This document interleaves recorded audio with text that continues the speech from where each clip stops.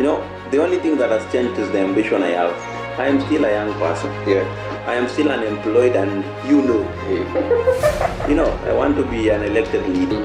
I'm not going into elections with the mentality that I must win the elections. Look at the many other titles. Well, that was a podcast, man. Welcome to Mental Wealth Podcast with Derek Were, your main man, DMW, and of course, our one and only. My name is Lilian Simiyu. Derek anakwanga na highlights mingi again, but tushamzoea in this podcast. We are so happy that you are tuned in again. We hope that you enjoyed our last podcast. Yes, we are here again with another exciting podcast. Derek, do you want to tell them what we are talking about? Leo, today, topic ngori sana. I just love it. Today we're here to discuss about politics. And we are having a young aspirant here, a very amazing young man who has been out there working with community for quite a long time. And today, or 2022, he decided this is the right time for him to venture into politics and to try out his luck. But most often we have seen young people especially getting into depression and doing other things relating to mentally related cases or becoming victims of mentally related cases. So we want to find out more about politics and how one is able to keep his mental saneness on check, or some of the red flags that can easily pin them down during campaign season. So of course we have a guest with us. Allow me to welcome him to introduce himself to us and to our audience. Thank you very much, Derek and Lilian, for hosting me on the Mental Health Podcast. I am John Muisyo, most commonly known as Chinaman, the MC. For those I played football with growing up, I know they call me Gaucho. There are those who call me Jonte, kuna wale wananijua kama Johnny. All these many names, but bottom line, I am John Muisyo Musila, and I'm happy to be part of this podcast today. And that is it for my introduction. Mheshimiwa. I forgot to mention this. I am running for the seat of the MCA, Member of County Assembly, that is Nairobi County, for Lindi Ward of Kibra constituency. Yeah. Karibu sana mheshimiwa, but maybe even just tell our audience, before you ventured into uheshimiwa, what were you doing before? Yeah, that is a very important part for them to know. I know I would say a few things and people would start calculating my age, but unlike most people who hide their age, I am 28 years old and I will turn 29 this year. I finished my Form 4 in 2012, after which then I joined Wasanii Sana theatre group. Now it is a youth organization, I rebranded, and started doing performing arts. So I have done a lot of traditional dance, modern dance, poetry, acting, and I know even part of the audience today, I must have entertained you somewhere or the other through comedy and acting short skits.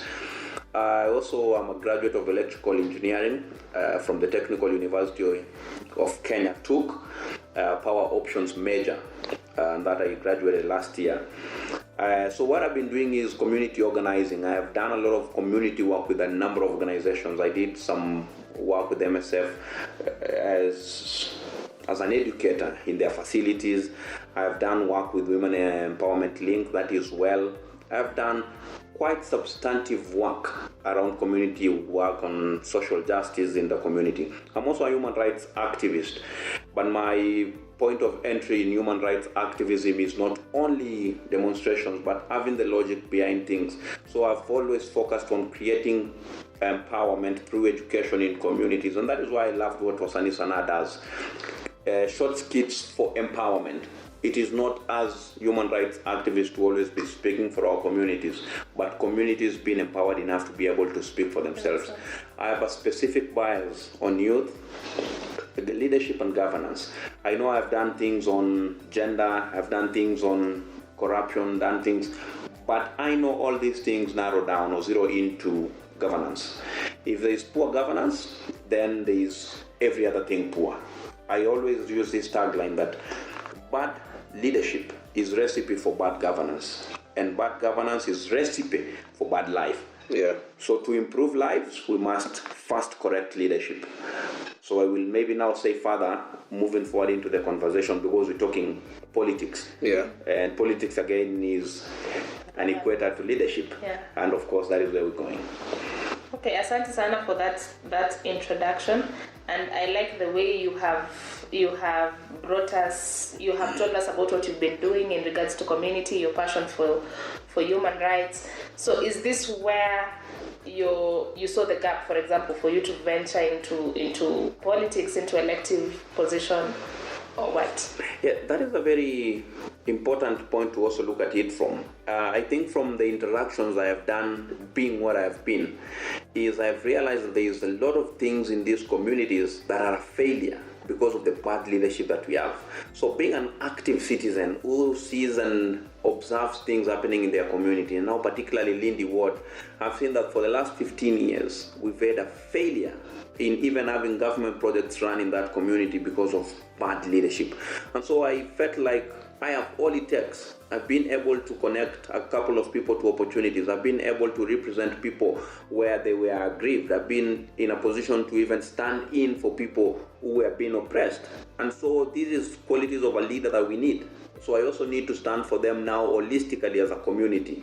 So I do not have a bias to only the place where I've grown and where my resources as a single individual can reach. But then now I have the greater influence of leadership position to impact on the lives of many Lindy residents. Now in 2017 we had about 16,000 voters. If this is only voters, then means that community has more than 30,000 people. So these 30,000 people are entitled to human rights. Now human rights stands from basic needs. People need access to water. People need access to healthcare. People need access to proper education. People need a person who can represent them and connect them to economic empowerment opportunities.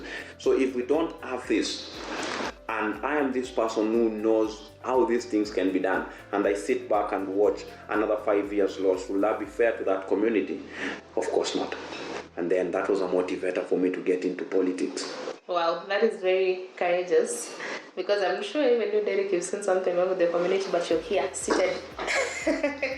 Anyway, you're doing a podcast. I am doing a podcast. You're doing a podcast. So yeah, I need to empower people mentally so that they can choose leaders. Oh, they can choose leaders while they're insane? Yes. Okay. Yeah. We love that. Yeah. Before we started this conversation, we were discussing something important about your identity as a person, and now your identity as a person who's vying for elective seat. And you were saying the way immediately, for example, you announced that you wanted to run for elective seat, your name changed to Mhesh. And I want us to discuss that, but looking at maybe the effect that has had on your mental health or your relationship with people, and how people see you and how that makes you feel as a person. I really don't remember quite well who said this. I'm a reader, but I don't think I'm a good reader like the both of you would be. And if I'm wrong, you'd maybe also correct me. But somebody says that human beings are social beings. Yeah. I would wish to give credit to that person, but because I don't remember them, I will not. But I just know exactly that is it. We are social beings, and being social means you're able to interact with people. And from interactions, you're even able to relieve pressure from yourself by cracking jokes, being able to tell stories, at times even tell lies in these stories, but just feel good, My mental health has always been a priority, and I've been exactly what that person said, a social being. And I know you've interacted with me in spaces that I was just in that space because I wanted to have fun and interact with people, not because I wanted to be very serious. So even when I went into leadership, I didn't make this decision today. No. I would have run for MCA in 2017. I was eligible. I was about 25 years old. And I would have run in 2013. I was already 19.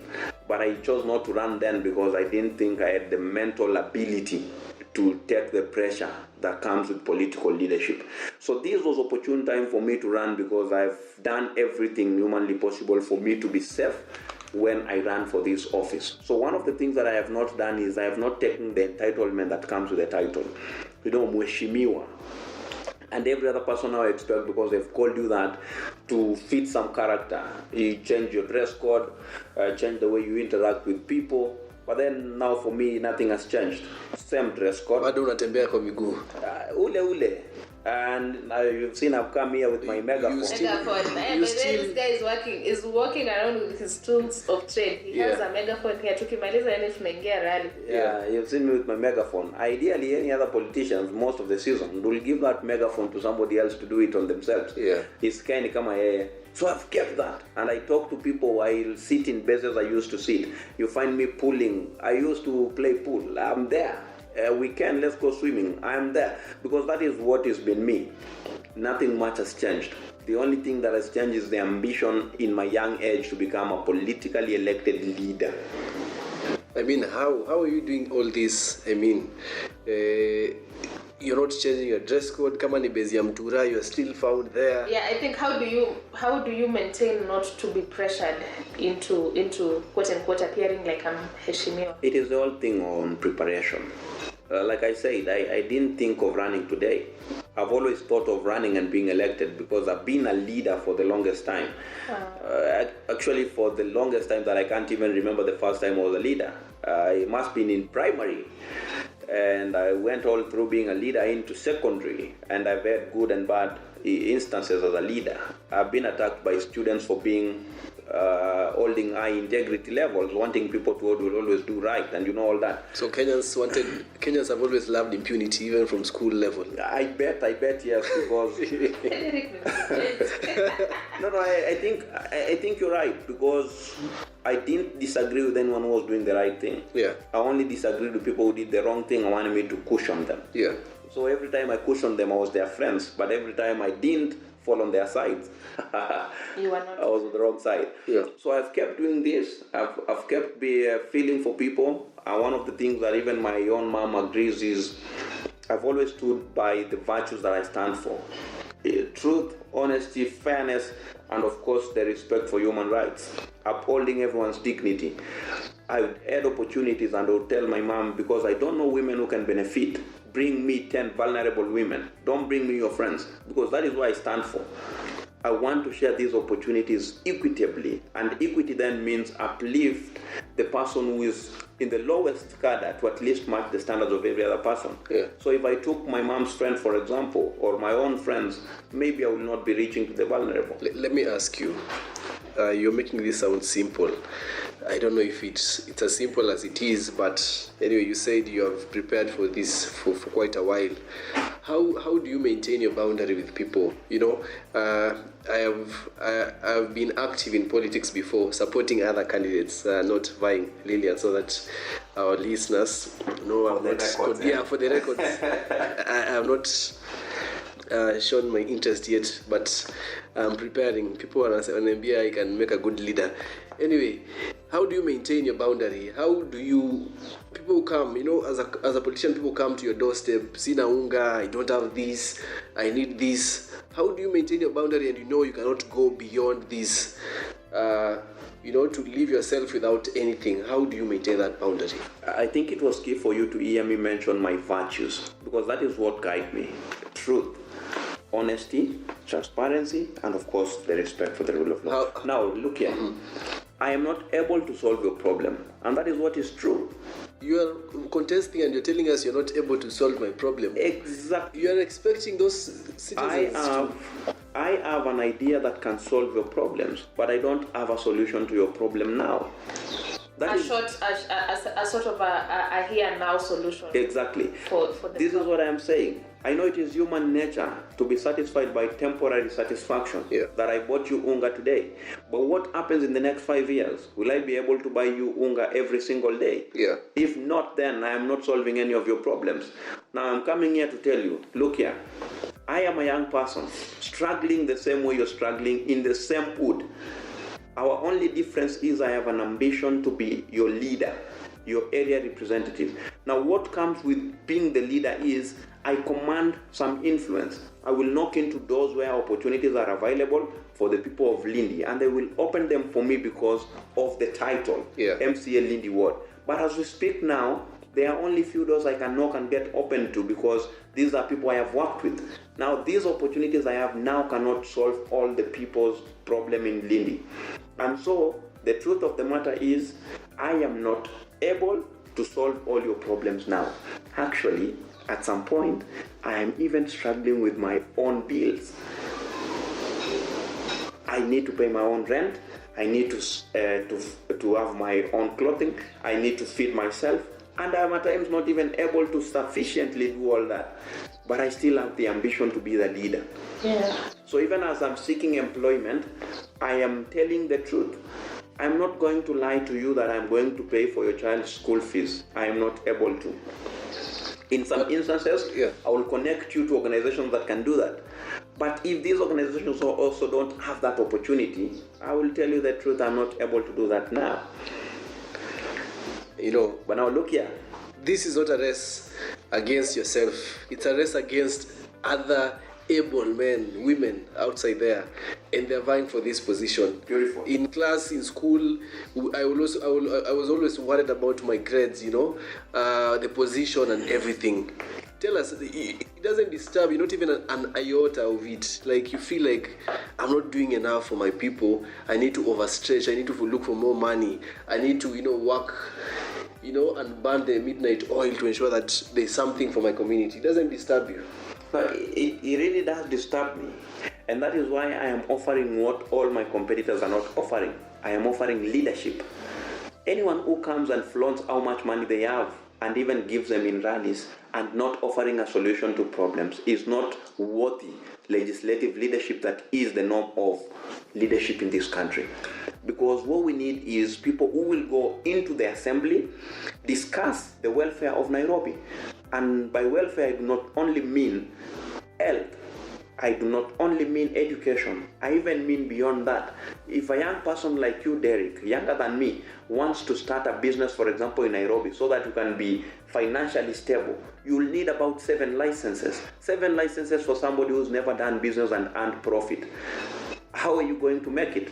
It is almost impossible. Yeah. So we need a leadership that will go and legislate and say, let us lower the requirement for startup businesses for young people in Nairobi County, so young people can be financially stable before they are out of the young bracket, the youth bracket. So that is what I am offering, leadership. They will give money. They will come with the euphoria of their parties, but they will not have the leadership I have. Now look here, everyone needs an alternative.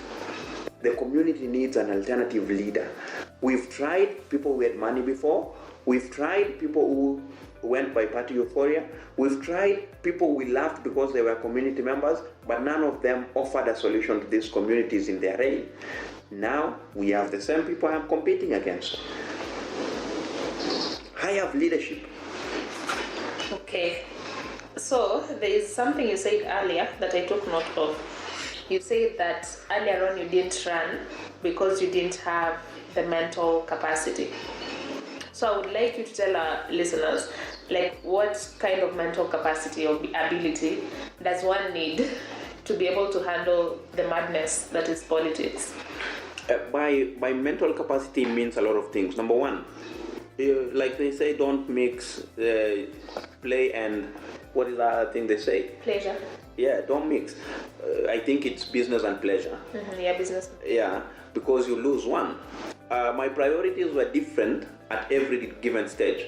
In 2013, I was just very fresh from high school. So my priority was to at least make myself a name and something. And that is why I went into doing community stuff and joining uni.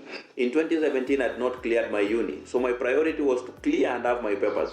You must have seen some of the people locked out of leadership, especially at the top level, because of lack of degrees. If I ran for president today, I would have a valid degree. I would not be worried because I prioritized that, And then again, knowing what level you are as a person, so that you're able to even tell people the truth, that I am a person who's grown in Lindi. I am still here. I have never been employed anywhere. And understanding that even as you say that, there are people who have more trouble than you do. Yeah. So even getting to understand the whole concept here, community. What are the people I'm likely to interact with? Is it people that have sacrificed to get an education like me, or people who don't even care about it?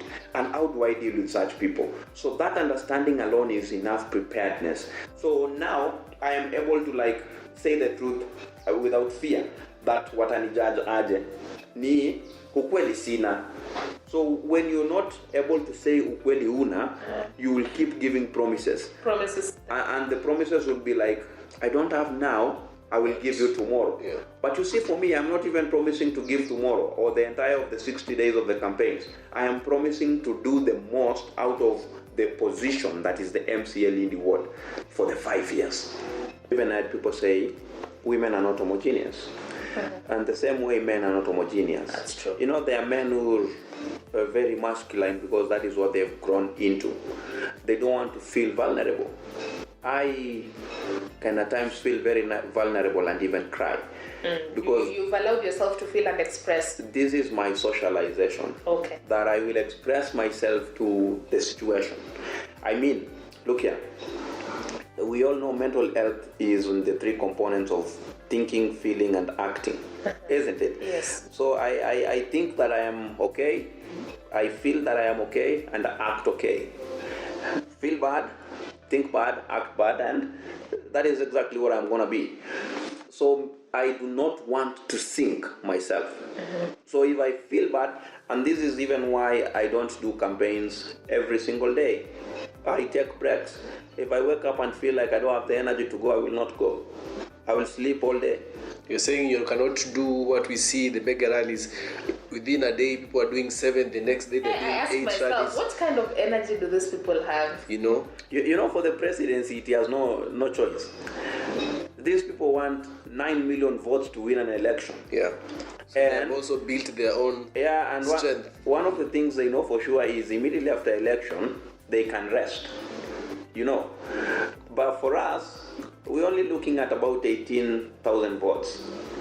I will tell you for sure, this is always the nature of elections.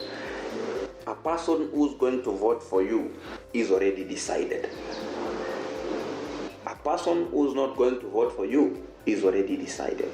The only thing we're trying to do now is to try and change a few minds here and there, which is not easy. They're undecided. Yeah, they're undecided, and which is not easy. Some of them will vote on the bias of parties, some of them will vote on the bias of tribe, some of them will vote on the bias of young or old, some of them will even vote on the bias of married or not married, which is affecting me in some instances. But that aside. Oh, okay, that's interesting. I think we need to talk about that because we usually hear a lot that it's women that go through the marriage question. Where is your husband? So now when you're being asked, where is your wife? No, I tell you for a fact, that is, you know, the question of marriage and leadership is very traditional. It has nothing to do with politics. It has everything to do with people's traditions. Yeah. Predominantly, and sorry to use tribes here, but I'll just say, the Luya and the Luo are very strong family ties. That if you're not a family person, you do not have a seat in the seat of elders. Or you cannot even have a say where elders are discussing anything. And these are the people that are interacting with. So they will ask you, if you do not have a family and you're not able to lead your own family, so how are you going to lead us? So you see, that is a bias out of tradition, not because it is a political conversation. Yeah, but it's because of where they come from, that's how they believe. And because traditions also inform community setups. We must agree Africans and masculinity are inseparable. We are one thing. I mean, this is masculine societies. And the reason why women... say patriarchy. Actually, patriarchal society, yes. Sorry. The reason why women have always been asked that is because of patriarchy. And now, patriarchy is affecting either side. It's like a family person, his ultimate good leader. Bora tu unaonekana wewe uko na bibi na unaweza kumtake care, uko sawa. Hata kama bibi unamchapa kila siku. And they might not know. They are not even interested in the details. In the details, they just want to see the wife there. Yeah. So wanasema ati tukikuja nani atatuandalia chai? Yes. I mean, if your leader is serving you and they can even serve you tea, what's the problem? I love the example of tea. I love it. I love tea. Anyway, you have talked about recharging. I'm interested to know, leaders, and you're a leader, who is your support system when you recharge or when you're in your down moments?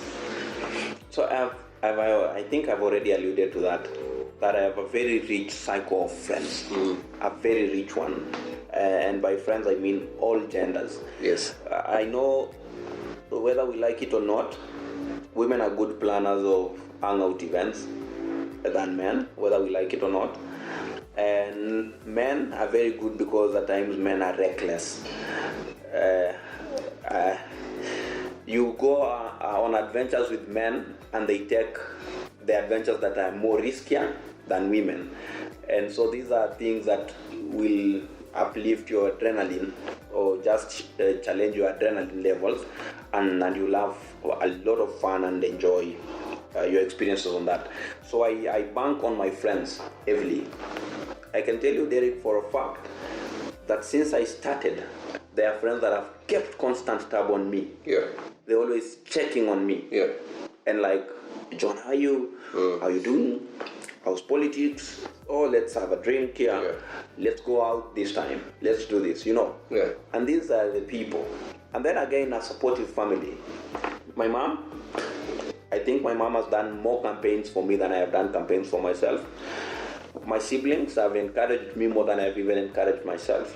So you see, when you have that inception, you have that support from the word go. Yeah. You're good to go. Unlike just doing it by yourself. Ati ningekuwa tu hapa nasema manze, my mom is not even supportive. Yeah. Or I'm just going all alone. Ingekuwa tab. Yeah. Interesting. I have a question. Unajua sisi hapa ni watu wa, apart from creating awareness on mental health, as mental health advocates, one of the things that we would like to see is our leadership take mental health seriously, because sisi hapa in the mental wealth family, we believe that this is a serious issue that needs to be addressed. We need access to quality, affordable mental health services that currently is a struggle in this country. And I know as an MCA, if you're elected, I can't say that exactly there's something you can do about it. But is it something that is in your mind? Is it something that you have picked up among the people that you interact with? And is it something that you plan to knock any door for? No, I think you'll even be having more information on this than I do, but I at least have an information. Number one, health is a devolved function. Devolved to mean that is a county government's function. I am going to be in the county government as a legislator. Number two, as we speak, there's been very major advances made in regards to mental health, Yes. and this is in line to policies. Yes. Yeah. 2021, we had a very big bill passed at the Senate of this country, the Mental Health Act of the Senate 2021, that was steered by Senator Kasanga. She was the promoter. She's nominated senator, Viper Party, my party. And you can see the quality of leaders that this party is producing. But I'm not doing this for them.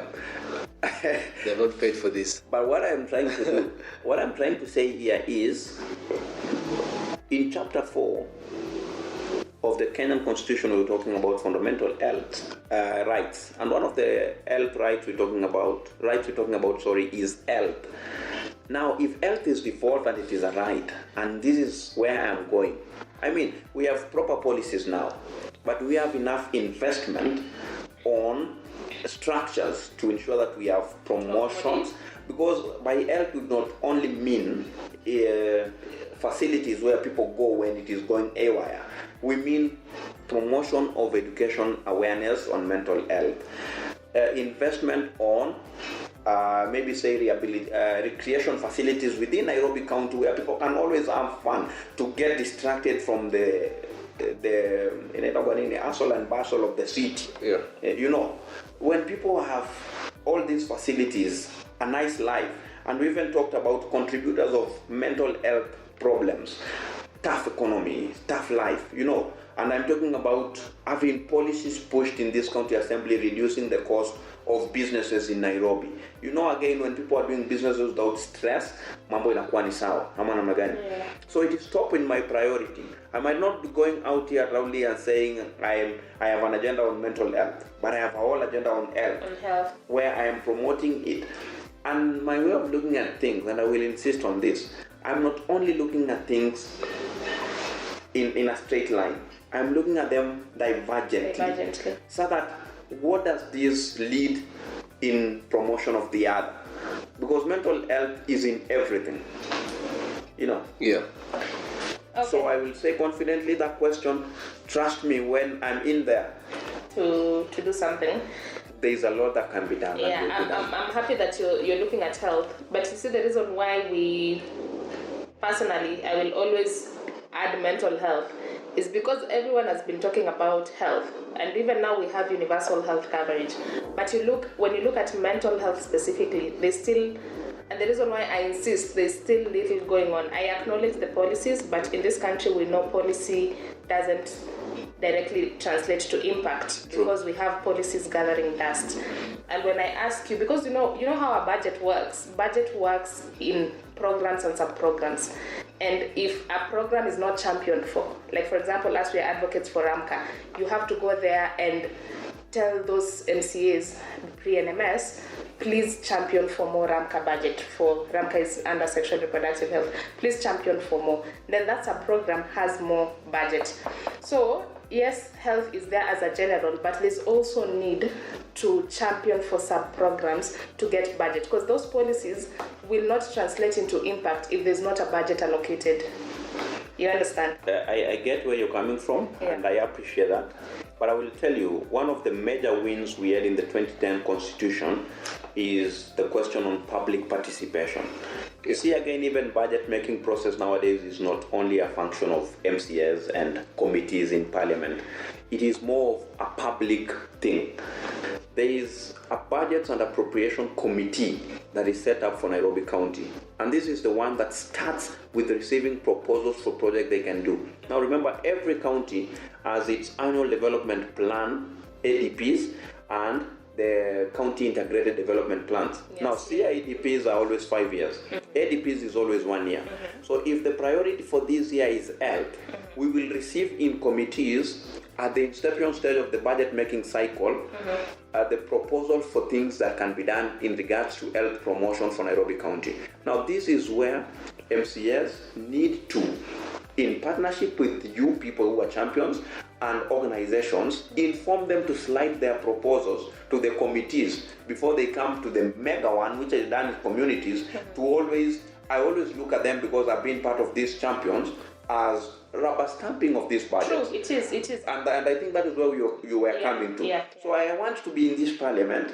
So I have a team of 20 people in Lindy Ward whom I am well trained in budget making cycle, and they will bring the proposals for development they want to see in Lindy Ward at the very right stage of the budget making process. So you do not bring in your proposals when this budget making process is in the final or the tail ends. Yeah. So you get where I'm coming from. Yeah, and the reason why when I was saying about public participation, I mean, you have all the noble ideas on what should be done on mental health promotion in Nairobi County. How do they slide into programs and sub-programs, as you mentioned in your statements there? They only need leadership that is accessible, a leadership that is conversant to the realities, and a leadership that is open to seeing a progressive and proactive Nairobi County. I want to be that person. True. I want you to have that contact person where we'll go, sure, if I want this promotion on health and mental health in Nairobi, John Muisyo is there.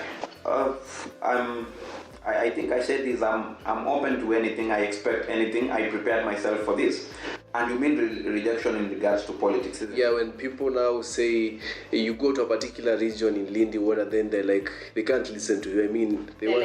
Like, we are for person X and X. Yeah, we are for person X and X. You know, one of the beautiful things about my candidacy, and I think maybe it will get there, but it has not gotten to a point where I've been turned out in guys that this is somebody's area.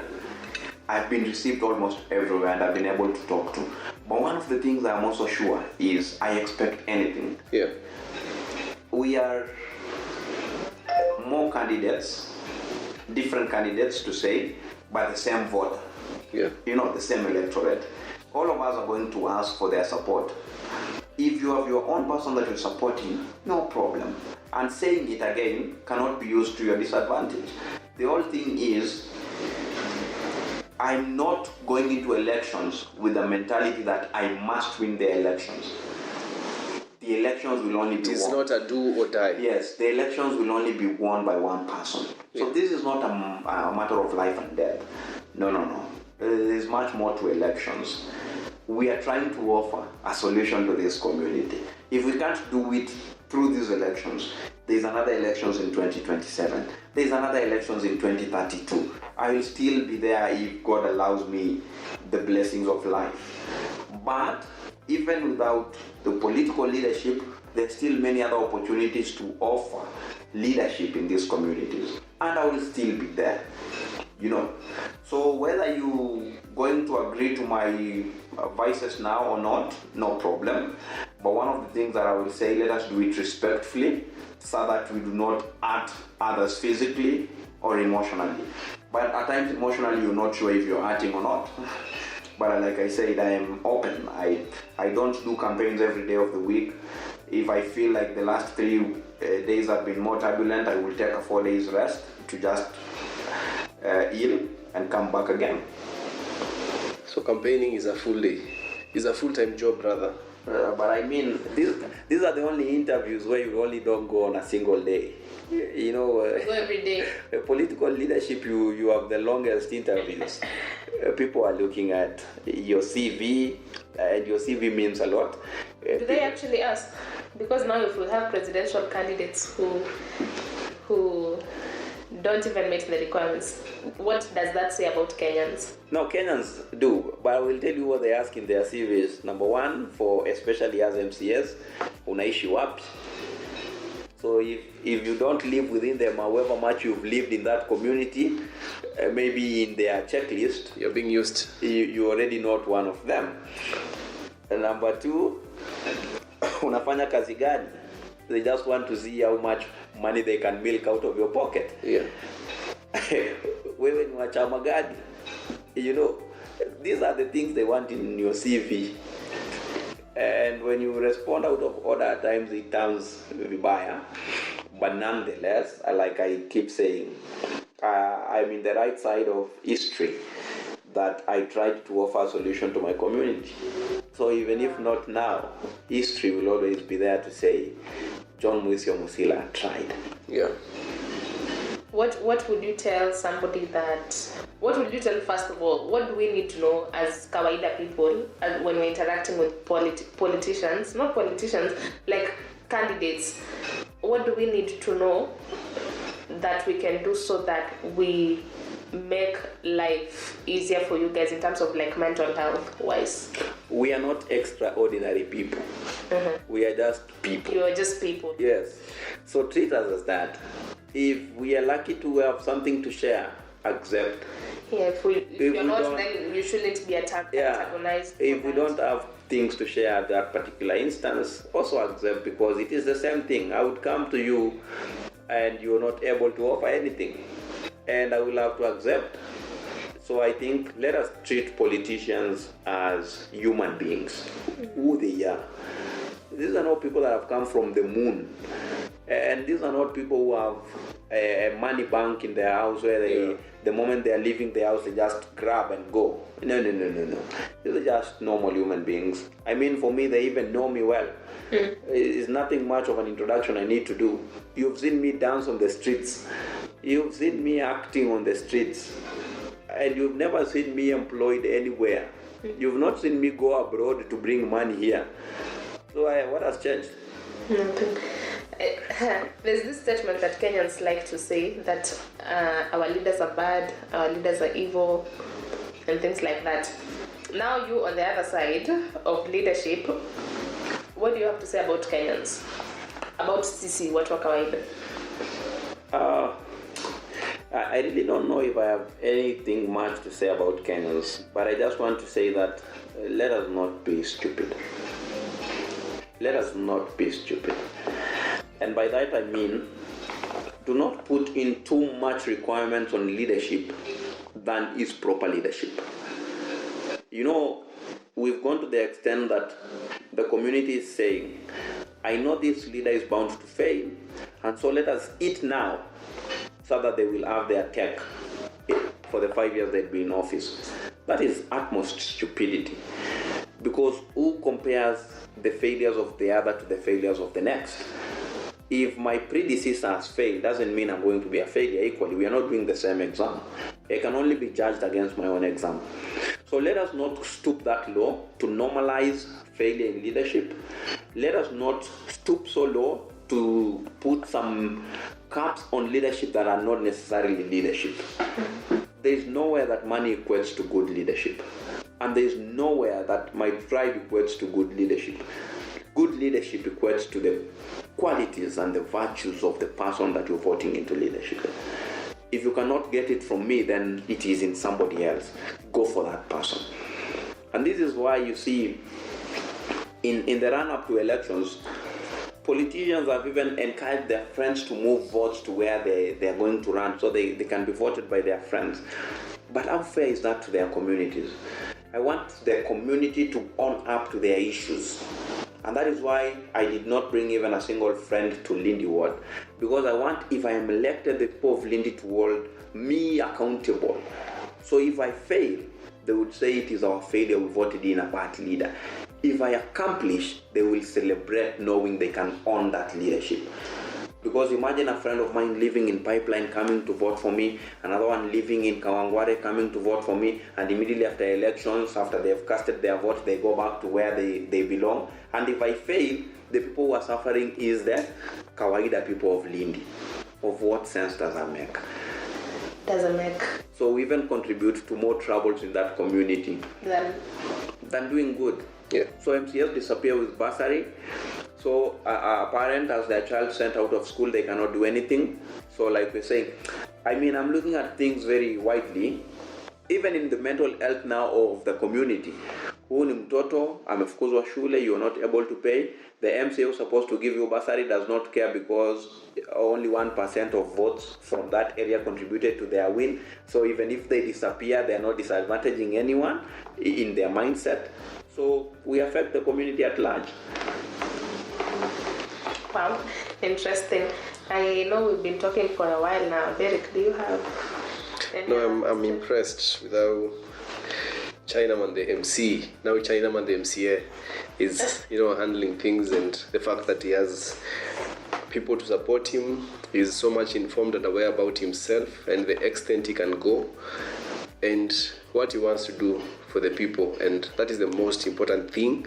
And I hope other aspirants are listening to this podcast to learn a few things so that you can help them, past or post election. We need people. We need to see our leaders past that. Yeah, so I'm impressed. Yeah, I'm also very excited that we've had this conversation. I think it's very timely based on the season that we're in. I guess I have just one question, last question. It's on our ability, because you see, our tolerance level also has an effect on our mental health, because we've seen now friends turn enemies because now we're in different camps, we're supporting different candidates. And what would you say about that, about people needing to coexist together now? Because from the 10th of August, we're just still going to be neighbors, we're going to be friends, and the politicians, most of them will be very far away from us. One of the things I will tell people, even in normal life, we do not agree on everything. The same way, in politics, we must not agree on everything. If you feel like my ideologies are different from yours, you have all the rights to agree to whatever ideology. But what is important is the same way we handle the differences in other aspects of life is the same way we must handle differences politically. If we were able to talk over my wife or my girlfriend pouring water on your doorstep, and we were able to mop that floor together, and we didn't bring a fight, why then is it difficult to say Azimio and Kenya Kwanza and our different political ideologies and even laugh about it? So let us remember that politics is a seasonal game. You play after 5 years. For 5 years we do leadership. We play again, we do leadership. So it is a thing that comes and goes. But our coexistence is always most often here. Mimi ndio yule tu mwenye nitakusaidia na chumvi wakati imeisha. I will serve you tea when I have made it na ndo unaamuka. I will be the person who can besuit you. Wanasemaga kwa Mswahili, anayekufaa ni yule yuko karibu na wewe. Ni kweli. So mimi ndio yule ambaye nitakufaa tu wakati wako wa haja, na mimi ndio utakuwa karibu na mimi. Kiongozi anaweza kukutengenezea tu mandhari mazuri kwa kuhakikisha kwamba katika ile jamii kuna hoja nzuri ama kuna sheria nzuri za kuboresha maisha. Lakini yule ambaye anaweza kukusaidia wakati una haja ya haraka ni yule ambaye mnaishi naye. Muue leo ama muue kesho, na basi utabaki na hakuna wa kukufaa. Wow, I think that's a good place to end. Chinaman, thank you so much for coming to our podcast. I know this is going to be of impact to so many people that are listening to it.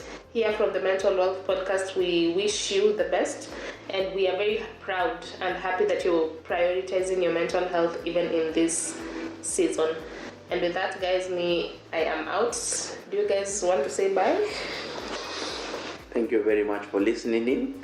Always take care of yourselves, physically, emotionally, and of course any other form. Spiritually. Spiritually. Yeah. Okay, bye-bye. Bye.